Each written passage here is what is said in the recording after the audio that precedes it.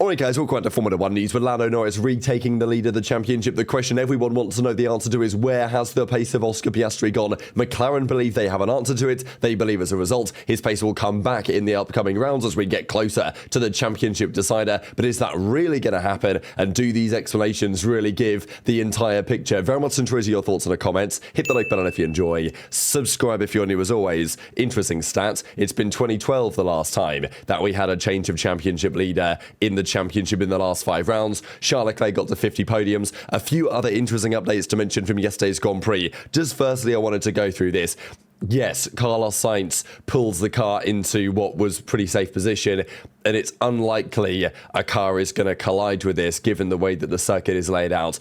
But it wasn't fully behind the coverage, as it were, right? This is where Sainz's car ended up stopping. The car was smoking. The stewards needed to push it off the track, and that's what the marshals needed to push it off the track. That's what they did. The marshals went out to the car to push it off.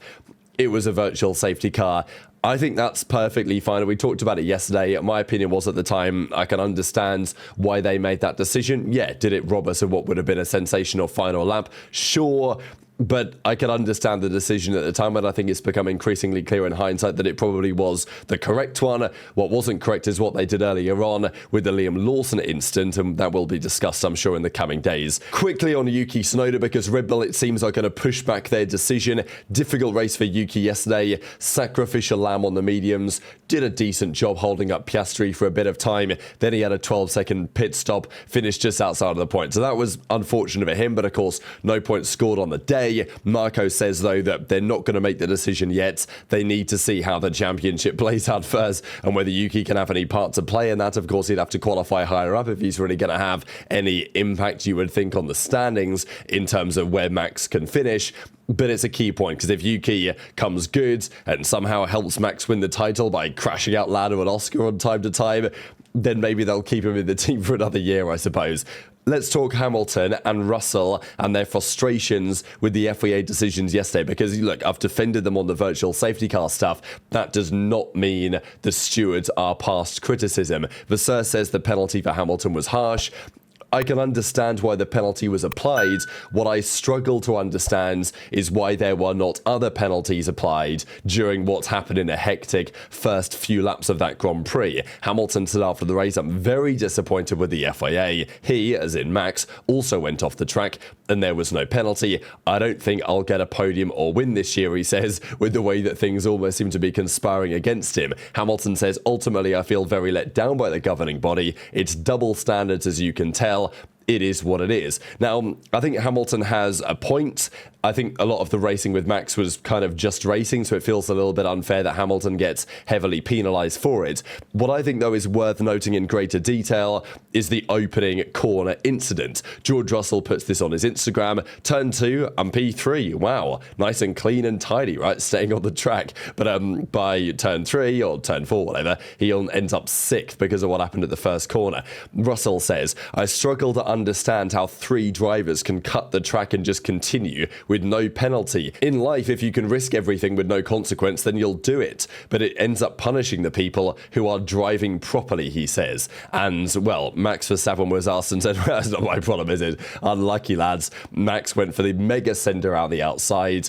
He cut off the track, and yeah, okay, eventually he ended up kind of where he started to some regard. Then there was all the drama with Hamilton. Now, I think the main controversy, look, Verstappen went for a very optimistic approach around the outside, but I think the big drama here really is on Charles Leclerc's decision-making, right? So coming into the corner, Hamilton's up the inside. I mean, already going into the corner, Hamilton, I wouldn't say at this point the move is exactly done, but when they get to this point, the move is done, right? As they come out of the corner, you can see Hamilton is now clearly ahead. And, well, let's just go just before Leclerc decides to bail out. So at this point, Hamilton just coming into view. They're around the apex. Hamilton has that position in second place. Now, Leclerc has a decision to make. Verstappen's all the way over to the left-hand side, as we know. Norris is holding on to the lead of the race. Leclerc has to choose. Is he going to stay where he is, he could, if he was incredibly aggressive and if he was in a championship battle with his rival in Hamilton's car, he probably would send it into turn 2 and barge, Hamilton off the road in the same way that happened in the Hamilton-Verstappen drama a few laps later. Of course, he's not going to do that with his own teammates, and he probably wouldn't do it anyway unless, as I say, it was a megally important championship battle. What he could, however, do is just slot in, right? I see some fans saying, oh, where can he go? Where can he go? It's like, well, the car is perfectly under control here. All he has to do is not smash the gas pedal and slot into third and accept effectively that he lost out to Hamilton, but it's still, the Ferraris are where they started. But instead, Leclerc makes a different decision. He bails out. He very much could slot in behind Hamilton, but he doesn't. He bails out. He bails over the grass, and we'll see where he ends up. This is actually clearer from Russell's onboard. So Russell sees all this complete chaos ahead of him. The two Ferraris are ahead, and as we go into the corner, Norris, Hamilton, Leclerc, we've got Verstappen over in the distance. And as the corner plays through, Hamilton effectively has the position at this point over Leclerc. Leclerc would be able to slot in behind him. There's plenty of room. Russell isn't here impeding. If Leclerc wants to step in, he can step in, right? But he doesn't. Leclerc just bails off the drag and he comes back in there, right? Way into the distance ahead of all of these guys. The fact that Leclerc I don't know that Leclerc then yielded to Lando. The fact that Leclerc got away with that, I think, is pretty outrageous. And I can understand a lot why Russell is frustrated about it, and Hamilton understandably as well.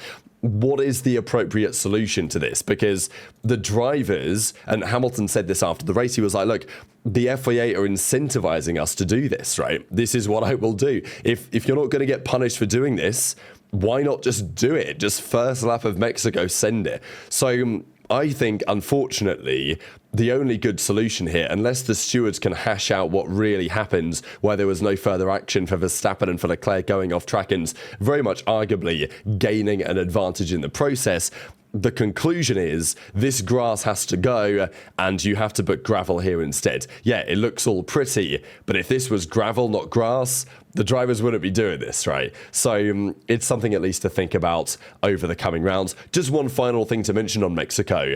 Don't know what you guys think about this, because during the Grand Prix there was so much else happening, I didn't really think about it. But you guys remember when Max was hearing on the radio GP saying, what are we doing? We're staying out, Max. Are we on a one-stop or a two-stop at the moment? Right, okay. As if GP was talking to the strategy team. Do we think that this was a mistake from GP? Does he make very many mistakes? Do we see a lot of strategists making these? It happens on occasion, right? But is it plausible this was a ploy? This was a trick, as it were? Red Bull probably knew they were going for the one-stop. Let's be real. I think they probably knew they were going for the one-stop. Would GP, as well-informed, as intelligent as he is, be like, oh, lads, are we on a one-stop or a two-stop right now? What's going on? It did strike me at the time as a bit of a strange comment for GP to make. Look, maybe it's all as it appears, but I think it's plausible that these were some mind games for Red Bull to say, oh, maybe the two stops possible, kind of implying that other teams should go for it. That's what they eventually did. But Lando Norris wins the Grand Prix by 30 seconds. There were a few reasons for this, mainly cooling, right? We talked about it during the weekend. You can even see it on his car. The cooling louvres, the McLaren, the cooling technology they've developed this year for the brakes, everything is so far advanced compared to the other teams. Engine cooling, brake cooling, etc., etc. And yeah, it costs them a little bit of straight line speeds, but they're miles clear in this category this season. And if you ask the McLaren engineers where they found their advantage, they won't try to tell you, but this is basically what they will say, that this is pretty much the key reason why this is the Constructors' Championship winning car. Now, in Mexico, cooling is tough. The air is thin. McLaren should and did dominate in such an environment. The question, therefore, was, okay, well, if Lando was so dominant, where was Oscar Piastri? Finished 5th in the ends. Lando, meanwhile, had the largest winning margin of the season. He did get booed heavily on the podium, which was, I don't know if it was a massive surprise. I think we had seen this coming to a certain extent, and Lando responded and said, look, it doesn't really matter to me. I like sour sweets as well as sweet ones or whatever. And yeah, he says, makes it more entertaining for me. I prefer to have people that cheer for me, obviously, but look, they can do what they like, as it were. Not really sure why Norris is kind of finding himself in this villain role now. I guess not exactly sure where it's come from or why it's developed in this way, but Piastri certainly seems to be the driver that most people want to win out of the McLaren duo. And of course, the Max kind of underdog comeback story is also very exciting. So I guess Lando's kind of ended up in this role of being kind of the villain, at least at some Grand Prix tracks, but it doesn't seem like that's phasing Lando for now. Of course, though, now Lando's back in the championship lead, and maybe that adds an additional bit of pressure that he hasn't been experiencing over these last few rounds. A couple of remarkable stats about Lando as well.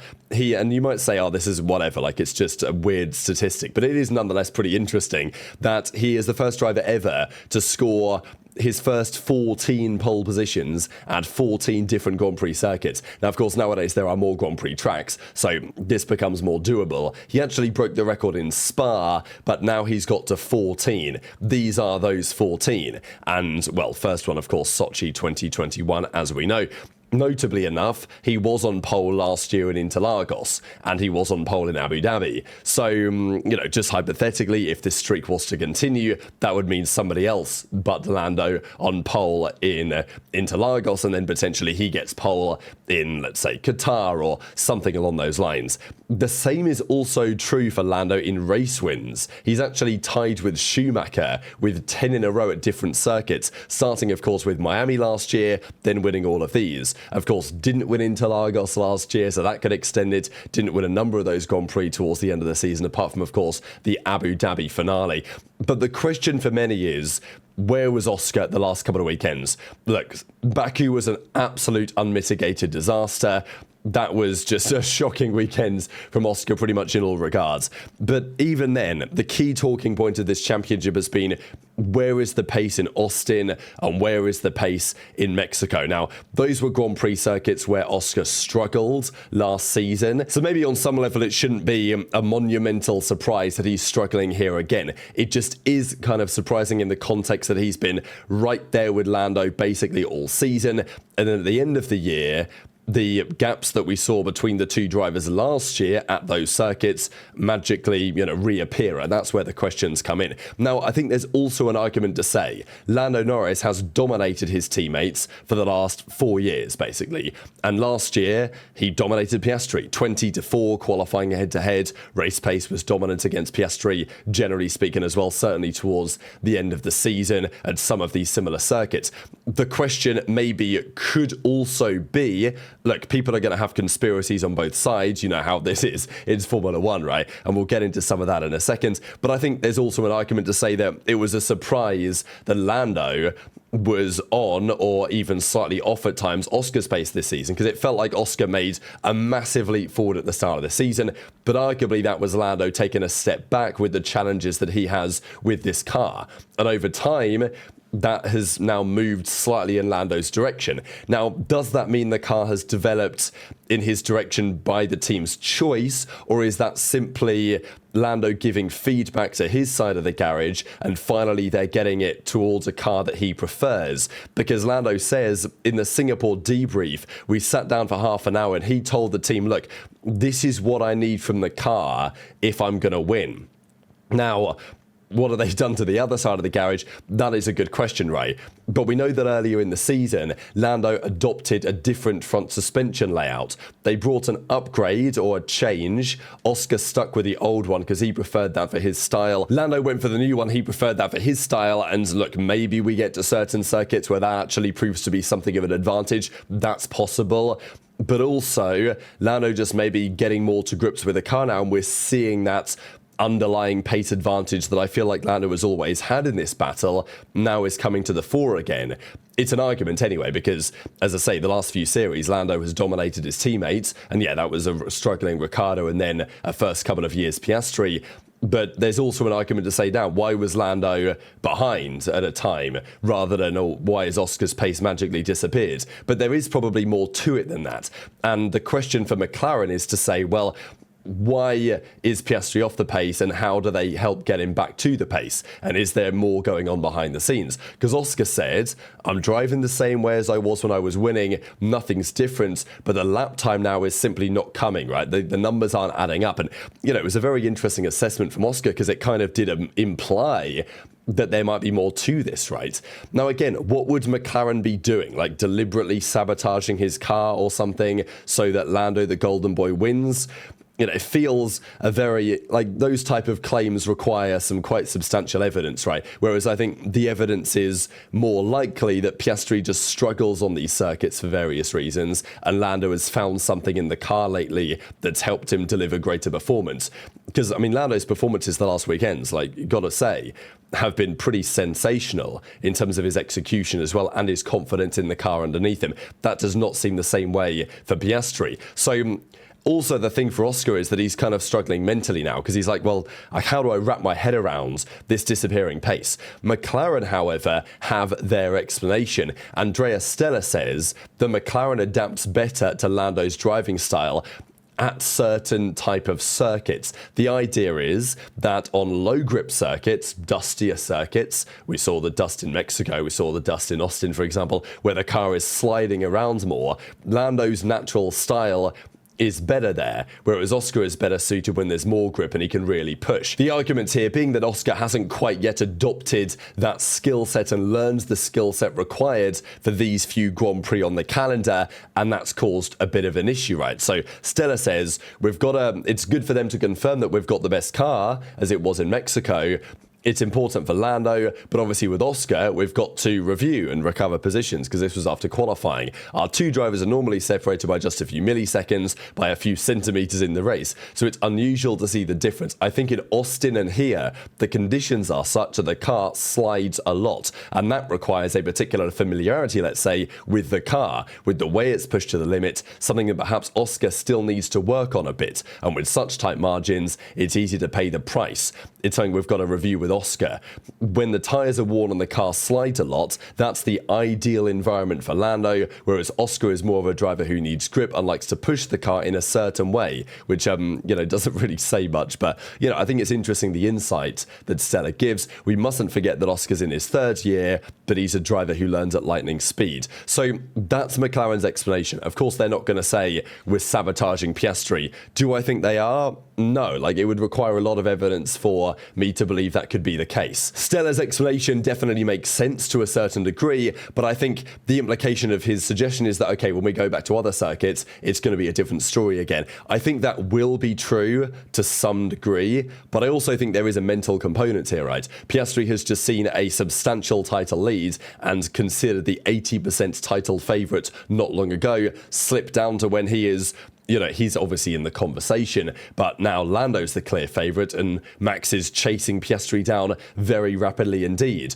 So things have changed quite quickly, and for Oscar to mentally deal with that and get up to speed again is going to be a challenge, especially if the Grand Prix calendar and the season does come down to Abu Dhabi, where we think he's probably going to be missing first practice there. So intrigued to your thoughts in the comments below. Just one final thing then with Oscar, far from out of the picture, but all of a sudden the recent form does not make many believe that Oscar's going to make the comeback and win this championship. If he does, very impressive, but Lando I think now is the favourite to do so for sure. Max Verstappen though could still win. Now, he actually doesn't have everything in his own hands here. If Max wins everything and Lando is second in everything, Lando still wins.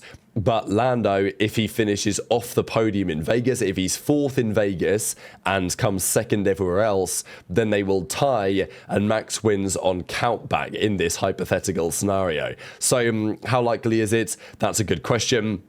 Max is still in the title fight, and technically he has closed the gap again. After the Dutch Grand Prix, it was 104 points. Over the last 6 rounds, it's come down to 36. Even in Austin, it was 40. Now it's 36. But that's 36 to Lando, an in-form Lando, not 36 to a struggling Oscar Piastri. So it's still a big uphill battle, I think, for Red Bull. Will Oscar bounce back? He has 4 Grand Prix to do it. Next up, Interlagos, a scene, of course, where Max dominated remarkably last year. a track that should well be good for McLaren, a track that should have higher grip than the last couple of circuits, should be better for Oscar in that sense. But has Lando just found something with the car anyway? Have they discovered something which helps him more so than they have Oscar Piastri on the other side? Would that be deliberate, or is that just the natural process of development that has favoured one driver over the other? That is also an argument. We'll see the answers to these questions possibly in the upcoming rounds, or the weather could have a serious part to play, as it quite often does in Brazil. So very much enjoyed your thoughts in the comments. Hit the like button if you enjoyed. Subscribe if you're new. Take care, and I'll see you next time.